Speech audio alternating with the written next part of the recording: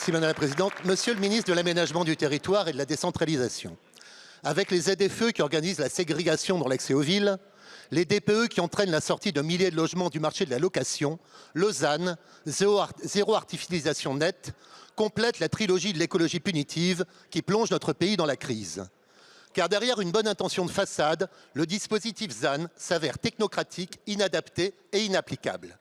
Technocratique car relevant d'une démarche, je cite la récente enquête de l'AMF, descendante et arithmétique, inadaptée sur le terrain et inefficace à tout point de vue.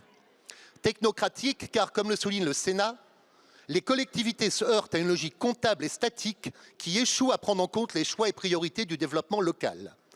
Inadapté car à l'heure de la nécessaire démétropolisation, le dispositif favorise les métropoles, responsables de la majorité de l'étalement urbain et en mesure de densifier, au détriment de la ruralité où la densification est souvent un concept vide de sens.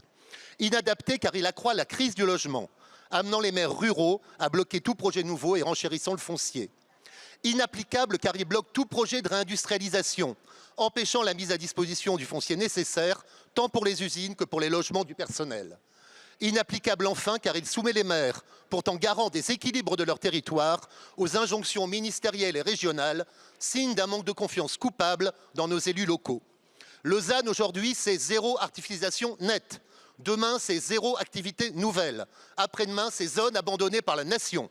Il nécessiterait d'ailleurs la modification de l'intitulé de votre ministère en y supprimant l'aménagement du territoire, puisqu'il n'y aura demain plus rien à aménager. Monsieur le ministre, errare humanum est et perseverare diabolicum.